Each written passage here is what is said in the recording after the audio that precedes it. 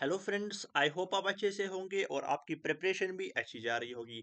जैसा कि मैंने आपको पहले ही अपडेट दिया था कि आज हम पूरा का पूरा करंट इलेक्ट्रिसिटी डिस्कस करेंगे, जो कि 12th की करंट इलेक्ट्रिसिटी है। इसमें जो भी इंपॉर्टेंट क्वेश्चंस है, जो भी इंपॉर्टेंट जहां से भी एमसीक्यू भी बन सकता है, वो भी मैंने इसमें कवर किया है। यानी इस चैप्टर में या इस वीडियो में मैंने ऐसे ऐसे टॉपिक्स इंक्लूड किए हुए हैं जिसमें से आपका 1 से लेकर 5 मार्क्स का क्वेश्चन आराम से बन सकता है, अच्छे से बन सकता है। तो इस वीडियो को आप बिल्कुल ध्यान से देख लीजिएगा। This is totally according to the JK BOSE, this is specially for the board exams. तो आज हम क्या डिस्कस करने जा रहे हैं, जो कि हमारी ऑलरेडी सीरीज चल रही है, जिसमें हम सारा का सारा 12th का फिजिक्स डिस्कस करेंगे और केमिस्ट्री के साथ साथ बायो भी हम पूरा का पूरा रिवीजन करवाएंगे। और हमने ऑलरेडी कम्युनिटी पोस्ट में टाइम टेबल लगाया हुआ है 1 वीक के लिए कि इस वीक में कौन कौन से चैप्टर्स आपके लिए आने वाले हैं। और जो स्टूडेंट्स आप में से सिर्फ पासिंग मार्क्स करना चाहते हैं, उनके लिए भी वीडियोस आने वाले हैं। एंड दो students who want to cover full paper, उनके लिए हमने ऑलरेडी पेपर्स अपलोड किए हुए हैं। वो जाके उनसे ही मतलब अपनी प्रिपरेशन स्टार्ट कर सकते हैं।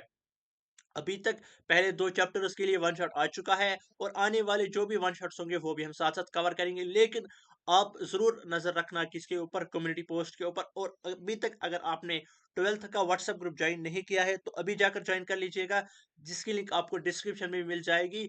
जिससे हर कोई अपडेट आपको पहले ही मिल जाएगा, चाहे वो क्लासेस का टाइम टेबल जो भी होगा, पहले आपको अपडेट मिल जाएगा। तो आज हम डिस्कस करने जा रहे हैं that is the current electricity, जो आपका 12th का सेकंड चैप्टर है। तो इसमें हम कौन कौन से टॉपिक्स डिस्कस करेंगे जो कि आपके बोर्ड एग्जाम्स के लिए बहुत ज्यादा इंपॉर्टेंट है। एक तो इलेक्ट्रिक करंट की definition, drift velocity, most and the most important for this year, Ohm's law, electric cell and Kirchhoff's law. तो पहले टॉपिक की तरफ अगर हम यहाँ पे चलेंगे तो हमारा जो पहला टॉपिक है दैट इज इलेक्ट्रिक करंट। तो इलेक्ट्रिक करंट डिस्कस करने से पहले आपको पता होना चाहिए कि चार्ज क्या होता है।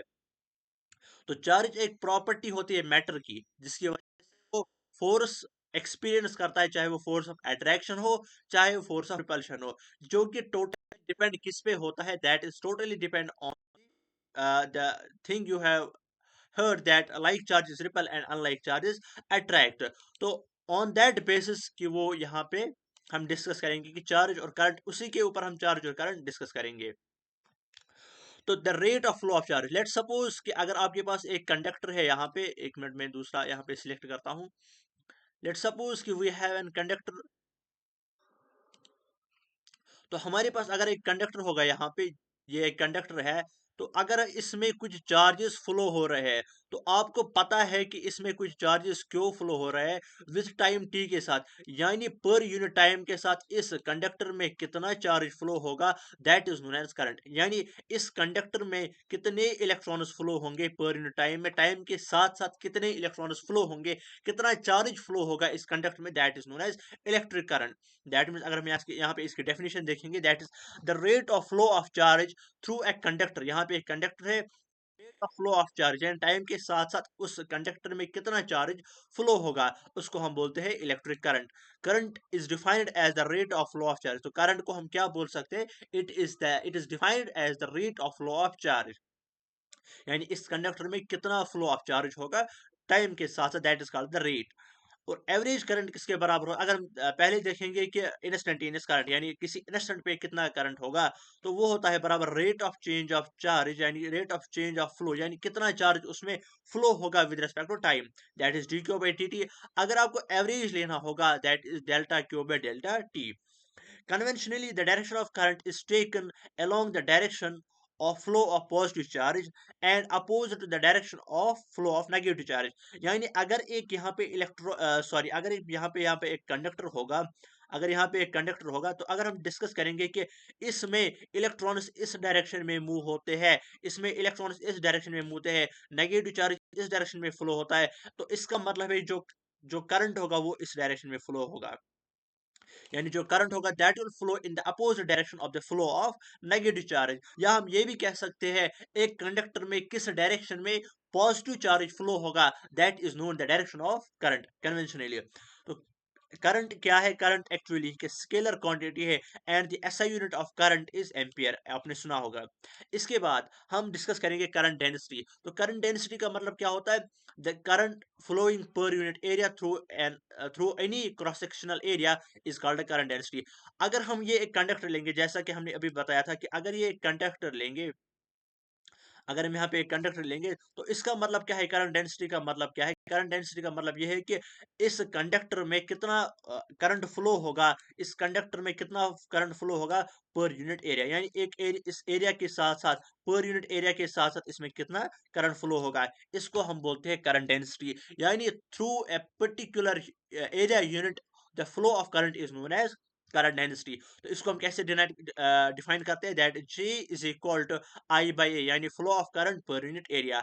अगर हम यहाँ पे आई को निकालेंगे अलग से तो यहाँ पे ए ऊपर चला जाएगा, मल्टीप्लाई हो जाएगा, क्योंकि यहाँ पे आई डिवाइडेड बाई ए है।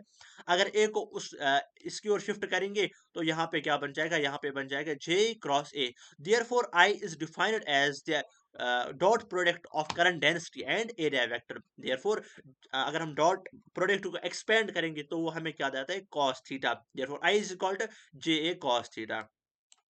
ये हो गया हमारा करंट डेंसिटी। इसके बाद flow of charges in a metallic conductor. अगर हम एक मेटेलिक कंडक्टर लेंगे, जैसे कि मैंने आपको अभी बताया कि अगर हम ये हमारे पास एक मेटेलिक कंडक्टर होगा, इसमें हम फ्लो ऑफ चार्जेस डिफाइन करेंगे, ठीक है। A metallic conductor contains free electrons। तो एक कंडक्टर में क्या होते हैं? फ्री इलेक्ट्रॉन्स होते हैं as charge carriers, while positive ions are fixed in a lattice। अगर आपने इलेक्ट्रोकेमिस्ट्री भी पढ़ी होगी तो जो हमारे पास पॉजिटिव चार्जेस होते हैं तो वो क्या होते हैं? वो फिक्स्ड होते हैं in a lattice, in a given lattice में, या इन अ पर्टिकुलर लेट्स, हम ये भी कह सकते हैं specific lets. A metallic conductor contains free electrons as charge carriers. तो इसमें फ्री इलेक्ट्रॉन्स होते हैं जो एक्ट करते हैं as charge carriers. when no potential difference is applied the motion of free electrons is random।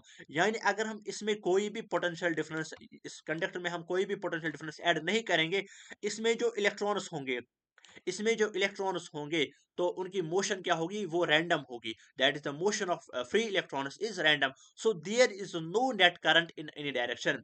यानी अगर ये इलेक्ट्रॉन यहाँ से भी जा सकता है, ये इलेक्ट्रॉन यहाँ से भी जा सकता है, ये इलेक्ट्रॉन यहाँ से भी जा सकता है, ये इलेक्ट्रॉन यहाँ से भी जा सकते हैं, तो हमारे पास नेट डायरेक्शन ऑफ मतलब कोई भी करंट की एक पर्टिकुलर डायरेक्शन नहीं मिल सकती है। हमने अभी डिस्कस किया कि जिस डायरेक्शन में इलेक्ट्रॉन फ्लो करता है तो उसके अपोजिट डायरेक्शन में करंट फ्लो करता है। लेकिन अगर आप यहाँ पे देखोगे, यहाँ पे इलेक्ट्रॉन की जो मोशन है वो मतलब मल्टीपल डायरेक्शंस है, वो रैंडम है। तो हम पर्टिकुलर डायरेक्शन यहाँ पे फाइंड नहीं कर सकते। तो हमें यहाँ पे क्या करना होगा? ये तभी है जब इसमें कोई भी पोटेंशियल डिफरेंस ऐड नहीं, यानी जब इसमें कोई भी बैटरी या कुछ इसमें कनेक्ट ना किया गया हो। तो अगर हम अब पोटेंशियल डिफरेंस ऐड करेंगे तो उसकी वजह से क्या होगा? तो when a potential difference is applied across the conductor the free electrons drift along the direction of positive potential, so current begins to flow in a conductor। The direction of current is opposed to the direction of net electron flow. तो अब अगर हम इसमें कुछ potential difference जो है कुछ देंगे, यानी इसको हम किसी बैटरी से ऐड करेंगे इस कंडक्टर को, तो इसमें जो इलेक्ट्रॉन्स होंगे उनमें मूवमेंट आ जाएगी। इसमें जो इलेक्ट्रॉन्स होंगे उसमें एक नेट मूवमेंट आ जाएगी, क्योंकि आपको पता है दैट इज जो पॉजिटिव चार्ज होता है that flows from higher potential to lower potential, आपको पता ही है। तो यहाँ पे आप देख सकते हैं across the conductor the free electrons drift along. तो कहाँ की ओर वो ड्रिफ्ट होंगे, कहाँ की ओर वो मतलब चलेंगे? along the direction of positive potential, यानी जिस तरह पॉजिटिव पोटेंशियल होगा, सो a current begins to flow in the conductor। तो इसमें क्या होगा? इस कंडक्टर में अब करंट फ्लो होना शुरू हो जाएगा oppose to the direction of electron, ये याद रख लेना आप। इसके बाद जो हमारे पास है that is most important at the most important for this year, that is a drift velocity. Drift velocity को मैं आपको यहाँ पे समझाऊंगा। Drift velocity is defined as average velocity with which the free electron gets drifted towards the positive end of the conductor under the influence of external electric field applied। Suppose जैसा कि मैंने अभी बताया आपको, अगर हम ये कंडक्टर लेंगे जैसा कि हमने अभी डिस्कस किया, लेट सपोज कि हम यहाँ पे एक कंडक्टर लेंगे तो ड्रिफ्ट वेलोसिटी का मतलब क्या है? दिस इज एन कंडक्टर, और इसमें आपको पता है इसमें इलेक्ट्रॉन्स होते हैं, फ्री इलेक्ट्रॉन्स होते हैं। तो इसमें जो फ्री इलेक्ट्रॉन्स होंगे उनकी जो पहले मोशन होगी वो रैंडम होगी, बट जब भी हम उनको एक्सटर्नल फोर्स अप्लाई करेंगे, sorry external potential difference apply करेंगे, तो उस पोटेंशियल डिफरेंस की वजह से इलेक्ट्रिक फील्ड आ जाएगा। उस इलेक्ट्रिक फील्ड की वजह से इस इलेक्ट्रॉन की जो है मोशन, ये इलेक्ट्रॉन जो है असल मोशन में आ जाएगा, असल में मोशन में आ जाएगा। तो इसमें क्या होगा, with which an free electrons get drifted, तो ये इलेक्ट्रॉन्स क्या हो जाएंगे, ड्रिफ्ट हो जाएंगे towards the positive end of the conductor. यानी जो इस कंडक्टर का पॉजिटिव एंड होगा, जो इसमें इलेक्ट्रॉन्स होंगे वो ड्रिफ्ट हो जाएंगे किसकी ओर, अगर इस तरफ हम लेंगे positive terminal, this is the positive terminal and this is the negative terminal of the conductor, तो ये electron from the negative to positive ये ड्रिफ्ट हो जाएंगे। कब, जब हम इसमें एक्सटर्नल जो है इलेक्ट्रिक फील्ड या इसमें पोटेंशियल डिफरेंस ऐड करेंगे। तो जिस वेलोसिटी से, जिस एवरेज वेलोसिटी से ये इलेक्ट्रॉन ड्रिफ्ट हो जाएगा टुवर्ड्स द नेगेटिव चार्ज, तो इसका मतलब क्या है, जो उस टाइम इसकी वेलोसिटी होगी that is called the drift velocity. तो एक बार मैं यहाँ पे फिर से समझाऊंगा। अगर हमारे पास यहाँ पे ये एक कंडक्टर होगा, तो आपको पता है कि इस कंडक्टर में क्या होता है, इस कंडक्टर में फ्री इलेक्ट्रॉन्स होते हैं। अगर यहाँ पे एक कंडक्टर होगा, इस कंडक्टर में आपको पता है कि इसमें क्या होंगे, इसमें फ्री इलेक्ट्रॉन्स होंगे। इस फ्री इलेक्ट्रॉन्स, जब हम इस कंडक्टर में एक पोटेंशियल डिफरेंस जो है अटैच करेंगे, या एक electric field, late suppose this is the negative terminal of this conductor and this is the positive terminal, या ये इसका पॉजिटिव साइड है। तो ये इलेक्ट्रॉन जो है, जब हम इसमें एक्सटर्नल पोटेंशियल जो है इसमें कनेक्ट करेंगे, तो ये इलेक्ट्रॉन जो है मूव करेगा towards the positive, towards the positive end of the conductor, यानी ये इसका पॉजिटिव एंड है, तो इलेक्ट्रॉन इसकी इसकी ओर वेलोसिटी से मतलब मूव करेगा। तो जो इसकी एवरेज वेलोसिटी होगी इस इलेक्ट्रॉन की यहाँ की ओर जाने की, तो उसको हम बोलते हैं एवरेज वेलोसिटी। उसी एवरेज वेलोसिटी को हम बोलते हैं ड्रिफ्ट वेलोसिटी। तो ये इलेक्ट्रॉन जब ड्रिफ्ट होता है, मूव होता है, जब हम इसमें एक्सटर्नल पोटेंशियल डिफरेंस ऐड करते हैं towards the positive end, this is known as drift velocity. तो ये किसके बराबर होता है, drift velocity is equal to minus E E tau by M. तो यहाँ पे जो टाउ होता है दैट इज रिलैक्सेशन टाइम, यानी जब यहाँ पे कोलिजन्स होंगे, जब ये इलेक्ट्रॉन, देखो अब आप इमेजिन कर लो कि यहाँ पे इलेक्ट्रॉन, यही सेम कंडक्टर है, तो इसमें जो ये इलेक्ट्रॉन है ये मूव करेगा, लेकिन आपको पता है इसमें जो है पॉजिटिव चार्ज लैटिस में मूव नहीं करते, तो वो स्टैटिक होते हैं, वो एक ही जगह पे फिक्स्ड होते हैं, जैसे कि मैंने भी बताया। जब ये इलेक्ट्रॉन इसमें मूव करेगा, तो ये इसकी ओर टकराएगा पहले, ठीक है। यहाँ पे पहले इसने इससे टकराया, फिर और मूव हो गया, फिर इससे टकराया। तो जब इनसे ये टकराएगा, तो यहाँ पे कोलाइड करेंगे, तो दो कोलाइड्स के दरमियान, या इन कोलाइड्स के दरमियान जो यहाँ पे टाइम होगा, उसको हम बोलते हैं रिलैक्सेशन टाइम। तो रिलैक्सेशन टाइम का मतलब क्या है, रिलैक्सेशन का टाइम मतलब है, अगर हम ये यहाँ पे दो फिक्स्ड ये लेंगे पॉजिटिव चार्जेस, जब इलेक्ट्रॉन इनसे टकराएगा, तो इन दो कोलिजन्स के दरमियान कितना टाइम होगा, that is known as the relaxation time. अब आपको पता है एक कंडक्टर में there are thousands millions of electrons and protons, तो वहां पे thousands and the millions of collisions होंगे। तो उन कोलिजन्स के दरमियान, उन कोलिजन्स को जब जब हमारे पास थाउजेंड्स ऑफ कोलिजन्स होंगे, उनका हम मीन लेंगे, ठीक है। तो रिलैक्सेशन टाइम यहाँ पे हम टाउ को बोलते हैं एवरेज रिलैक्सेशन टाइम। तो रिलैक्सेशन टाइम किसके बराबर आएगा, that is the mean free path divided by RMS velocity of electrons. इस RMS velocity means root mean square velocity of electrons, यानी इसकी इस इलेक्ट्रॉन की आरएमएस वेलोसिटी कितनी होगी उसे आपको डिवाइड करना है। तो यहाँ पे आपको क्या मिल जाएगा, यहाँ पे आपको मिल जाएगी ड्रिफ्ट वेलोसिटी आपका मिल जाएगा। से आप फिर जब आपका रिलैक्सेशन टाइम मिल जाएगा, उससे आप क्या कैलकुलेट कर सकते हो, ड्रिफ्ट वेलोसिटी। यहाँ पे E जो है that is the electric field. Mobility of an ion is defined as drift velocity per unit electric field, यानी इसी इसी चीज को, यानी जो आपकी वेलोसिटी है, ड्रिफ्टिव वेलोसिटी है, इसको अगर आप इलेक्ट्रिक फील्ड से डिवाइड करोगे, यानी drift velocity per unit electric field, drift velocity, ये यहाँ पे आपकी ड्रिफ्टिव वेलोसिटी है, या आपका इलेक्ट्रिक फील्ड है। जब आप ड्रिफ्टिव वेलोसिटी को इलेक्ट्रिक फील्ड से डिवाइड करोगे, तो वहां पे आपको एक और क्वांटिटी आपके पास आ जाएगी, that is known as the mobility. Therefore, mobility is defined as the drift velocity per unit electric field. Therefore, mu is equal to E tau by m, क्योंकि यहाँ पे कैपिटल E कैंसिल हो जाएगा, this is known as this is known as mobility. Therefore, mobility of an ion is defined as the drift velocity per unit electric field. इसके बाद जो हमारे पास next topic that is relation between drift velocity and mobility with electric current.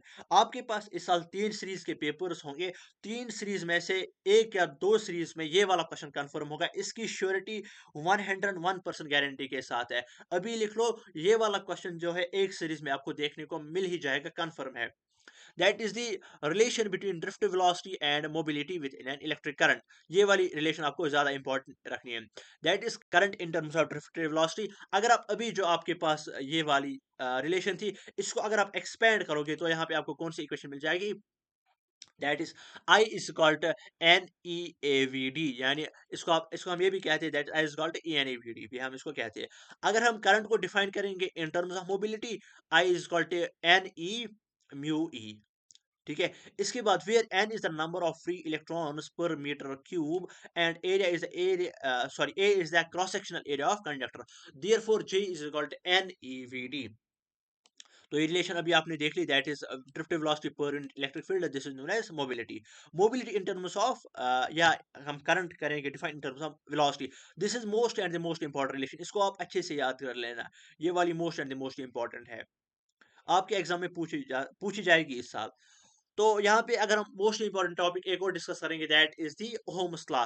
Ohm's law में क्या state करता है, हमें पता है कि हमारे पास एक कंडक्टर होता है, सॉरी, अगर हमारे पास एक कंडक्टर होगा, इसमें कुछ करंट फ्लो होता है, therefore this is N conductor and there is some amount of current flowing through it, there are some charges flowing through it.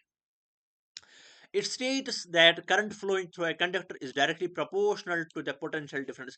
यानी ये हमें स्टेट क्या करता है, ओहम्स लॉ हमें क्या बोलता है, दैट इज जो हमारे पास करंट होता है, जो हमारे पास करंट होता है वो डायरेक्टली प्रोपोर्शनल होता है, that is the potential difference. यानी जो इसमें करंट होगा, जितना हम इसमें करंट बढ़ाएंगे, जितना हम इसमें करंट बढ़ाएंगे, उतनी जो है पोटेंशियल डिफरेंस बढ़ जाएगी, उतनी वोल्टेज बढ़ जाएगी। ठीक है, it states that the current flowing in an conductor is directly proportional to the potential difference applied across the conductor provided physical conditions temperature pressure remains constant. तो इस टाइम जो है टेम्परेचर प्रेशर जो है कांस्टेंट रहना चाहिए, same रहना चाहिए। ठीक है, आपको मैं पढ़ाऊंगा अभी कि टेम्परेचर से क्या इफेक्ट पड़ता है किस पे, करंट पे या रेजिस्टेंस पे। ठीक है, तो यहाँ पे अगर हम देखेंगे I is directly proportional to V और V is directly proportional to I, तो यहाँ पे हम लिख सकते हैं V इज इक्वल टू, देखो आपको पता है जब इसमें करंट फ्लो होगा, जब इसमें करंट फ्लो होगा तो वोल्टेज भी इंक्रीज हो जाएगी, but there is something which oppose the flow of electron, जो इस इलेक्ट्रॉन फ्लो को अपोज करेगा, जो आपने अभी देखा, there are some barriers which oppose the flow of electron, that is known as resistance. तो इस करंट और इस वोल्टेज के दरमियान एक और क्वांटिटी आएगी जो इसके फ्लो को अपोज करेगा, that is known as resistance. Therefore V is called R I. तो V और I के दरमियान एक और क्वांटिटी आ गई, that is R, that is called resistance. Where R is electrical resistance, resistance of given conductor is given by R is equal to rho L by A। क्योंकि आपको पता है कि अगर जितनी ज्यादा एक कंडक्टर की लेंथ होगी, जितनी ज्यादा एक कंडक्टर की लेंथ होगी, उतनी ज्यादा उस कंडक्टर की क्या होगी, उतनी ज्यादा उस कंडक्टर की रेजिस्टेंस होगी। ठीक है, या हम ऐसे भी कह सकते हैं, अगर किसी कंडक्टर का एरिया ऑफ क्रॉस सेक्शनल जितना कम होगा उतना रेजिस्टेंस, यानी रेजिस्टेंस जितनी बढ़ेगी उतना एरिया ऑफ क्रॉस सेक्शनल कम होगा। यानी ऐसे भी हम कह सकते हैं, अगर किसी कंडक्टर का एरिया ऑफ क्रॉस सेक्शन बहुत ज्यादा कम है तो उसकी रेजिस्टेंस भी इंक्रीज हो जाएगी। लेट सपोज यहाँ पे मैं फिर से आपको समझाऊंगा, दिस इज एन कंडक्टर, अगर इसकी लेंथ जो है, इसकी लेंथ एल है, सॉरी, इसकी जो लेंथ है दैट इज एल, मान के चलिए आप इसकी जो लेंथ है दैट इज एल, एंड इसका जो एरिया ऑफ क्रॉस सेक्शन है वो ए है। अब अगर आप इस कंडक्टर को खींचते हो यानी स्ट्रेच करते हो तो इसकी लेंथ बढ़ जाएगी, इसकी लेंथ बढ़ जाएगी, लेकिन लेंथ बढ़ने के साथ साथ इसका एरिया ऑफ क्रॉस सेक्शन कम होगा। यानी ये अब थिन वायर बन जाएगी, ये अब ऐसी वायर बन जाएगी। इसकी लेंथ ऑब्वियसली बढ़ जाएगी, इसकी लेंथ जो है ऑब्वियसली बढ़ जाएगी, तो लेकिन इसका जो एरिया ऑफ क्रॉस सेक्शन है वो कम होगा। यही हम बोलते हैं, जितनी लेंथ बढ़ जाएगी उतना रेजिस्टेंस बढ़ेगा, और जितना एरिया कम होगा ऑब्वियसली रेजिस्टेंस तो बढ़नी ही बढ़नी है, क्योंकि लेंथ इंक्रीज होती है। बट इसका वॉल्यूम कांस्टेंट रहेगा। वॉल्यूम किसके बराबर है? That is area into length. तो यहाँ पे भी एरिया इनटू लेंथ और एरिया इनटू लेंथ वॉल्यूम दोनों में सेम रहेगा। तो अगर हम यहाँ पे लेंथ को एक्सटेंड करते हैं तो इसकी वजह से एरिया पे इंपैक्ट पड़ता है, एरिया ऑफ क्रॉस सेक्शन कम हो जाता है यहाँ पे। Therefore, R is equal to rho L by A। या हम इसको ऐसे भी लिख सकते हैं, R is equal to ml divided by n e square tau A। तो यहाँ पे आपको रिलेशन एक है, that is I into V. तो यहाँ पे दोनों में डायरेक्ट रिलेशनशिप है, तो आपको पता है कि ग्राफ कौन सा आएगा कंडक्टर्स में, that will be a straight line. और इसका जो स्लोप है वो क्या देगा हमें? That is 1/r, that is 1 by inverse of resistance. तो कुछ कुछ केसेस में जो है इसका ग्राफ स्ट्रेट लाइन नहीं आता है, that is PN junction, that is the semiconductor. तो यहाँ पे ओहम्स लॉ फॉलो नहीं होता, क्योंकि ये semiconductor, that is the Ohm's law is only accepted by the conductors, जो कि यहाँ पे मैंने लिखा हुआ है।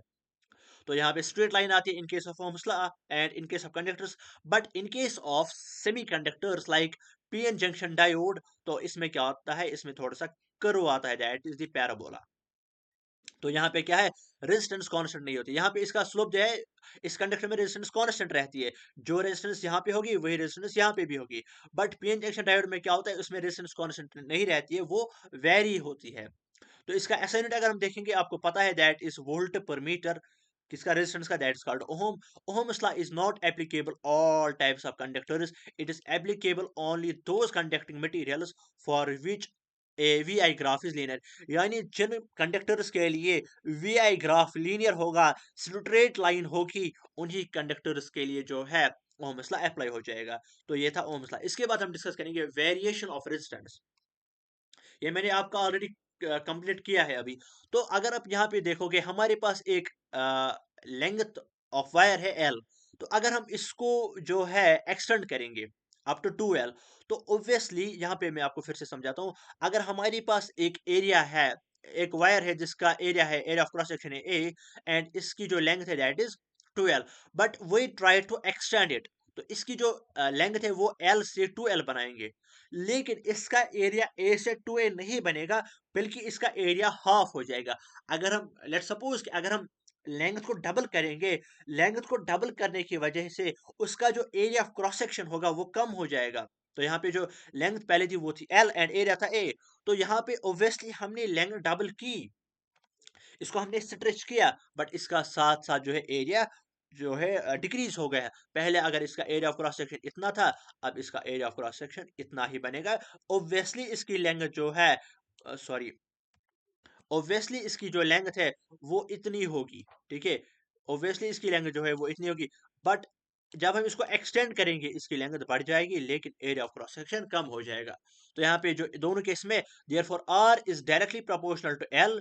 यहाँ पे आप देख सकते हैं that is R is directly proportional to L and R is inversely proportional to A. दोनों को कंपेयर करेंगे, R is directly proportional to L by A, और यहाँ पे एक कांस्टेंट ऑफ प्रोपोर्शनलिटी आ जाती है, that is called the rho, and this rho is known as resistivity.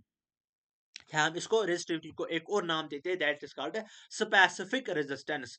तो अगर हम क्या करेंगे, if a wire is cut, ठीक है, its length then its area remain same. तो इसका एरिया सेम रहेगा, क्योंकि अगर हम कट करेंगे, यहाँ पे जो मैंने अभी बात बताई आपको, if a wire is stretched और ड्राउन और folded, area varies but volume remains constant. जैसा कि मैंने आपको जो है पिछली स्लाइड में बताया कि इसका जो वॉल्यूम है वो कांस्टेंट रहेगा।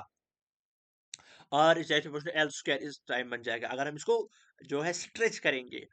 वेरिएशन ऑफ क्रॉस सेक्शन, आपको आपको मैंने ये भी बताया, R is inversely proportional to A. जितना हम एरिया कम करेंगे उतनी रेजिस्टेंस बढ़ जाएगी।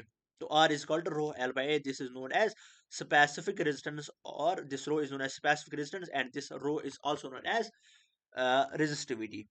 इसके बाद हमारे पास नेक्स्ट है that is V I characteristics, linear and non linear. जैसे कि मैंने अभी बताया आपको कि कंडक्टर्स ऐसे ही, सिर्फ ऐसे ही कंडक्टर्स ओहम्स लॉ फॉलो करते हैं जिनका जो ग्राफ होगा वो लीनियर होगा, जिनका जो ग्राफ होगा वो स्ट्रेट लाइन होगा, V I graph. The conductors or circuit elements for which VI graph is linear are called ohmic conductor। तो जिन कंडक्टर्स का वीआई ग्राफ लीनियर होता है, जिन कंडक्टर्स का वीआई ग्राफ स्ट्रेट लाइन होता है लाइक दिस, उनको हम बोलते हैं ओहमिक कंडक्टर्स।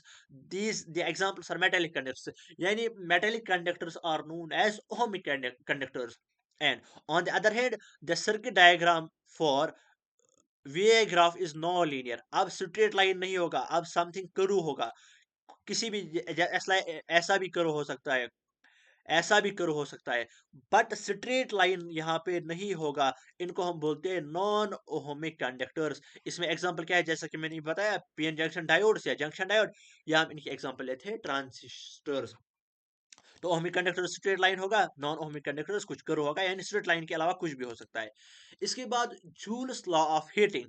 तो जूल्स लॉ ऑफ हीटिंग हमें क्या बोलता है, the amount of heat produced due to the flow of current in a conductor is proportional to the square of current flowing through the conductor, electrical resistance of wire, time of flow in joules.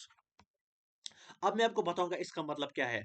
अभी मैंने बताया, let suppose this is an conductor and इसमें कुछ electrons है, इसमें कुछ electrons है। Let suppose there are some free electrons in this conductor. और अभी मैंने बताया जब हम इसको किसी पोटेंशियल डिफरेंस के साथ अटैच करेंगे, यानी हम इसको कुछ पोटेंशियल डिफरेंस देंगे, किसी बैटरी के साथ कनेक्ट करेंगे, तो ये इलेक्ट्रॉन्स मूव होना स्टार्ट करेंगे किसकी ओर, पॉजिटिव एंड की ओर ऑफ द कंडक्टर, जिस एंड जो एंड इस कंडक्टर का पॉजिटिव होगा, इसको हम बोलते हैं ड्रिफ्ट वेलोसिटी के साथ वो मूव करेंगे। अब मैं क्या बोलता हूँ, इसमें कुछ बैरियर्स होंगे जो इसकी वेलोसिटी को इम्पैक्ट करेंगे, जिसको हम बोलते हैं रिलैक्सेशन टाइम जब आता है। तो जब ये कोलाइड करेंगे, इसमें मिलियंस ऑफ बैरियर्स होंगे, मिलियंस ऑफ इलेक्ट्रॉन्स होंगे। तो आपस में जब वो कोलाइड करेंगे, तो वो एनर्जी इस फिक्स्ड पार्टिकल में सेव रह जाती है, and that will be released into the form of heat.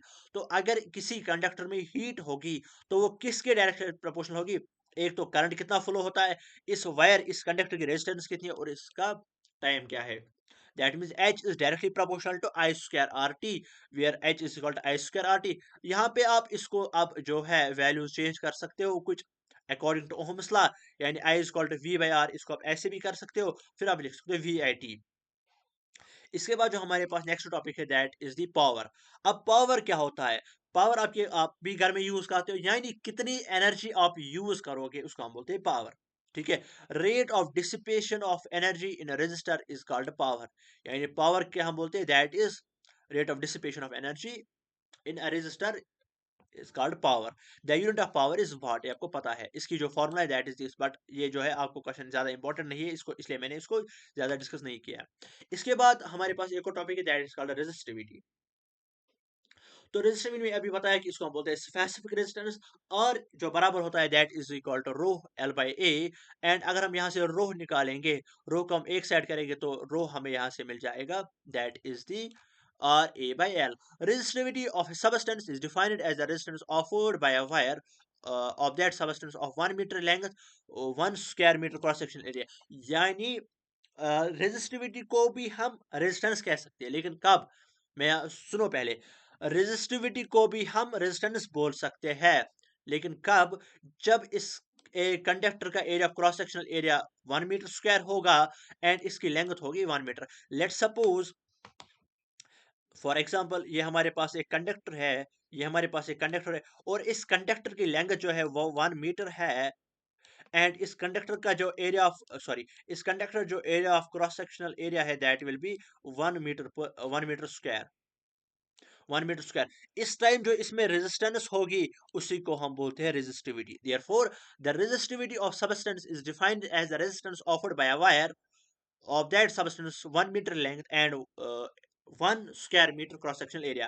Resistivity depends only on the material and independent of dimensions and at a given temperature. The SI unit of resistivity is तो क्या है, that is ohm metre, क्योंकि यहाँ पे इसका ohm है और area का मीटर स्क्वायर है और लेंथ है मीटर। मीटर स्क्वायर में से 1 मीटर और लेंथ का मीटर कैंसिल हो जाएगा, therefore the SI unit of resistivity is ohm metre. इसके बाद हमारा नेक्स्ट टॉपिक इंपॉर्टेंट टॉपिक है, that is conductance and conductivity. तो यहाँ पे आपको पता है दैट द रेसिप्रोकल ऑफ, अगर हम हमें पता है कि रेजिस्टेंस क्या होता है, opposite to the flow of current. यानी एक कंडक्टर में जो भी बैरियर्स होते हैं वो कितना अपोजिशन करेंगे to the flow of current, इसको हम बोलते हैं रेजिस्टेंस। अब कितनी इजीली जाएगा इसका अपोजिट।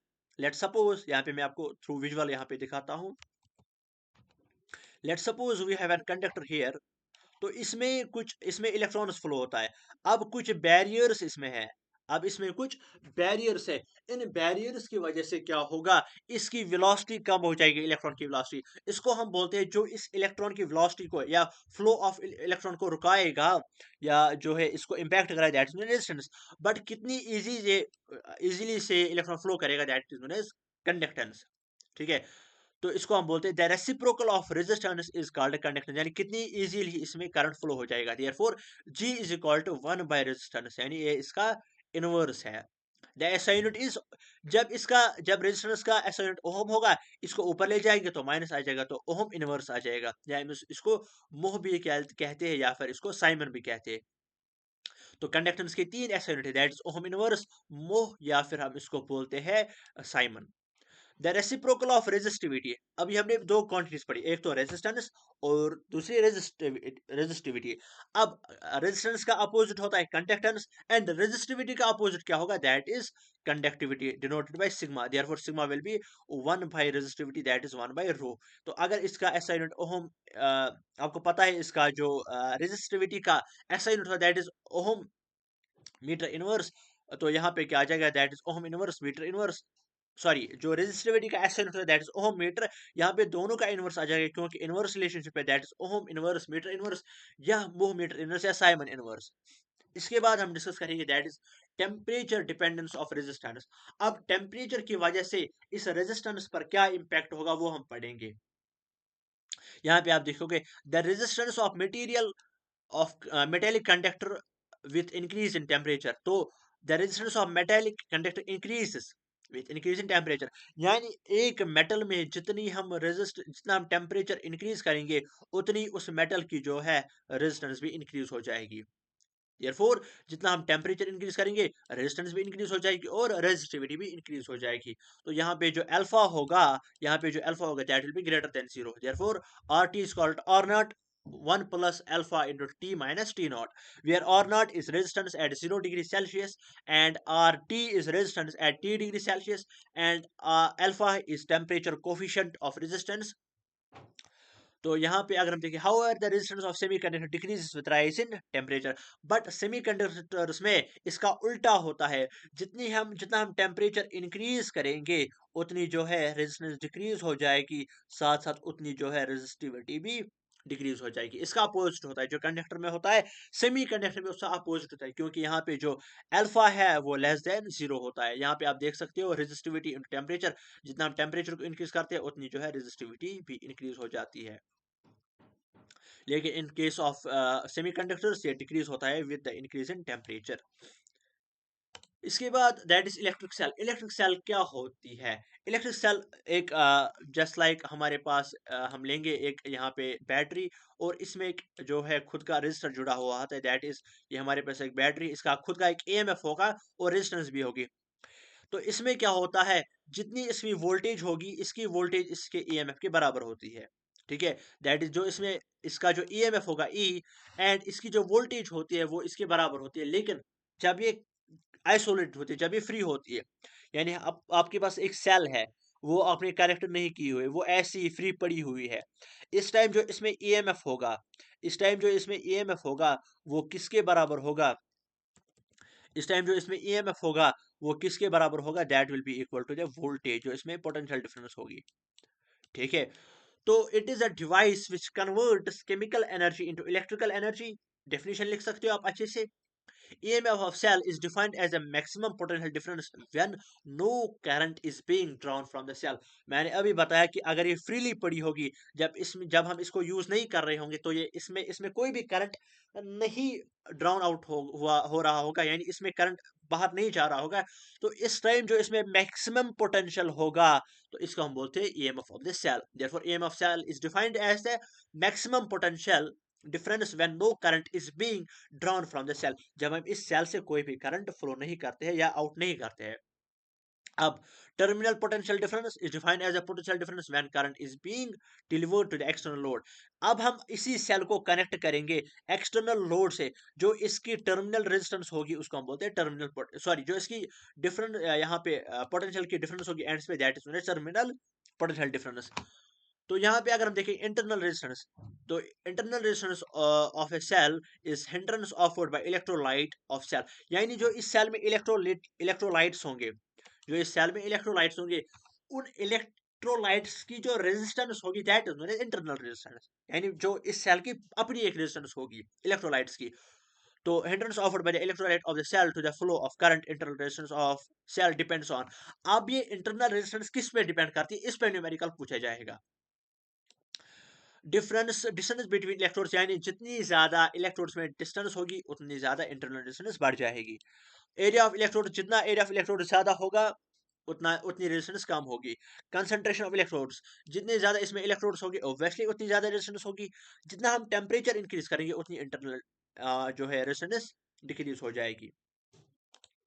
इसके बाद कॉम्बिनेशन ऑफ सेल्स, अगर हम इन्हीं सेल्स को अब हम कंबाइन करेंगे पॉजिटिव नेगेटिव टर्मिनल के साथ, लेकिन इसके साथ एक इंटरनल रेजिस्टेंस होती है that is R1 R2 and R3। Let's suppose we have 3 cells with EMF E1 E2 and E3 EMF, therefore we have n cells here। तो करंट क्या होगा, that is I is equal to E net divided by R external plus यानी external resistance plus internal resistance, therefore Ne कितने electrons इसमें होंगे, that is E net, therefore R plus NR। For useful combination the condition is R external is greater than R internal। when an identical cells are connected, अब अगर identical cells होंगे, इसका EMF इसका EMF इसका EMF same होगा, इसका R इसका R इसका R सेम होगा, therefore E net is equal to R external plus R internal, therefore E is equal to I is equal to E divided by R plus R by N। for useful combination the condition is R external is less than R internal। ठीक है, इसके बाद हम discuss करेंगे next topic that is the Kirchhoff's law, most important है यहाँ पे। तो इसने इसके दो लॉ से, दैट इज फर्स्ट लॉ जिसको हम बोलते हैं junction law and the second law जिसको हम बोलते हैं लूप लॉ। पहले हम देखेंगे कि जंक्शन लॉ हमें क्या बोलता है, the algebraic sum of currents meeting at the junction in electric network is zero. ठीक है, तो अगर हम टोटल इसमें करंट्स लेंगे तो इनका जो अलजेब्राइक सम होगा वो एक जंक्शन पे, therefore the algebraic sum of currents meeting at a junction is in electrical network। यानी हमारे पास अगर एक यहाँ पे ये होगा इलेक्ट्रिकल नेटवर्क, तो जंक्शन पे जो इलेक्ट्रिक करंट होगा, अलजेब्राइक सम होगा इलेक्ट्रिक करंट्स का, that will B zero, that will summation of algebraic summation of current is zero. This is based on conservation of charge. यहाँ पे आप देख सकते हैं आई ड्रा होता है into I1 and I2। Second law जिसको हम बोलते हैं loop law, the algebraic sum of potential differences. यहाँ पे हमने लिया था अलजेब्राइक सम ऑफ करंट्स, अब यहाँ पे क्या लेंगे, potential difference of different circuits of closed circuit is zero. अगर हम यहाँ पे डिफरेंट सर्किट्स का क्या लेंगे, अलजेब्राइक सम लेंगे किनका, पोटेंशियल डिफरेंस का, लेकिन किसमें, एक क्लोज्ड सर्किट में, इसको हम बोलते हैं तब जो है इलेक्ट्रिक सॉरी पोटेंशियल डिफरेंस का सम होता है, अलजेब्राइक सम होता है जीरो। देयरफॉर समेशन यानी algebraic summation of potential difference is zero in case of different circuit elements in closed circuit। this is based on conservation of energy। ये किस पे based होता है, that is conservation of energy। this is based on conservation of charge। ये आपको याद रखना है कि फर्स्ट लॉ किस पे बेस्ड पे होता है और सेकंड लॉ किस बेस्ड पे होता है। यहाँ पे आप ये देख सकते हो। तो इसके बाद अगर हम देखेंगे that is the last topic for today and that is the most important, Wheatstone bridge. तो डायरेक्ट आपने सुना होगा, आपने पढ़ा भी होगा अपनी कोचिंग सेंटर्स में, आपने खुद से भी पढ़ा हुआ that Wheatstone bridge is used to calculate the unknown distance. आपने इसमें प्रैक्टिकल भी किया होगा, वैसे तो करवाते नहीं है बट फिर भी मैं एक्सपेक्ट करता हूँ कि आपने किया होगा। It is an arrangement of four resistances. तो ये क्या होता है, arrangement of four, that is P Q R and S forming a closed circuit. यानी ये फोर रेजिस्टर्स का एक अरेंजमेंट होता है जो कि क्या बनाते हैं, क्लोज्ड सर्किट बनाते हैं। A potential difference is applied, जब हम इसमें पोटेंशियल डिफरेंस अप्लाई करते हैं across the terminals A and C, a galvanometer is connected across B and D, the condition of null point no deflection is. यहाँ पे मैं फिर से आपको एक्सप्लेन करता हूँ। अभी हमने बताया कि व्हीटस्टोन ब्रिज क्या होता है, that is it is combination of four resistances या four resistors, that is P, Q, R and S. अब हमने क्या देखा, अब ये क्लोज्ड होंगे और इसको हम किससे कनेक्ट करेंगे, विथ सम पोटेंशियल डिफरेंस, यहाँ पे आपने देखा होगा। तो किसी बैटरी से इसको जो है कनेक्ट करेंगे विथ क्लोज्ड सर्किट, ठीक है, यहाँ पे क्लोज्ड सर्किट है। तो अब हम यहाँ पे ए और सी के दरमियान इसको पोटेंशियल डिफरेंस जो है अटैच करेंगे, और यहाँ पे एक इसमें गैल्वेनोमीटर अटैच करेंगे बी और डी में। अब जब यहाँ पे इसमें जब करंट फ्लो होगा, इन रेजिस्टर्स में जब करंट फ्लो होगा और पोटेंशियल डिफरेंस फ्लो होगी, तो ये गैल्वेनोमीटर डिफ्लेक्शन दिखाएगा, ठीक है। अब जब ये डिफ्लेक्शन इसकी जीरो होगी, that is null deflection point या नल पॉइंट, यानी जब कोई भी डिफ्लेक्शन नहीं होगी, तो उस टाइम हम कह सकते हैं P by Q is equal to R by S. यानी जब इसमें कोई भी, अब आपको क्या करना है, अब आपको अकॉर्डिंग टू दिस डिफ्लेक्शन आपको अपना करंट चेंज करना है, ताकि इसमें जीरो डिफ्लेक्शन आ जाए, इसको हम बोलते हैं नल पॉइंट। उस कंडीशन में जब ये नल पॉइंट आ जाता है, उस कंडीशन में इन दोनों का रेशो इन दोनों के रेशो के बराबर होता है, या फिर आप ले सकते हो इन दोनों का रेशो इन दोनों रेशो के बराबर होता है। That therefore P by Q, therefore P by Q is equal to R by S, या P by R is equal to Q by S, ये भी आप लिख सकते हो। तो यहाँ पे एक और इम्पॉर्टेंट बात ये है कि जो यहाँ पे जो हम ये किसके यूज होता है, that is to find out the unknown resistance, ये इंपॉर्टेंट बात है यहाँ पे। The null point is not affected by resistance of G and E. तो यहाँ पे गैल्वेनोमीटर की जो रेजिस्टेंस होती है, तो उसकी वजह से या फिर ईएमएफ की वजह से जो रेजिस्टेंस होती है, उस पे नल पॉइंट पे कोई भी इफेक्ट नहीं होता है।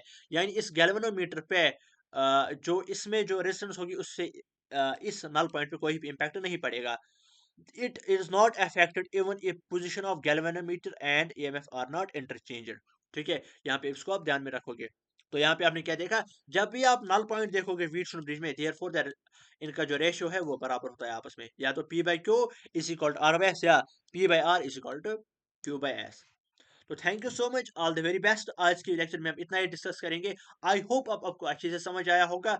मैंने पूरे मतलब कम टाइम में इसको कंप्लीट करने की कोशिश की। Thank you so much, all the very best. तब तक के लिए, जब तक नेक्स्ट लेक्चर आ जाएगा।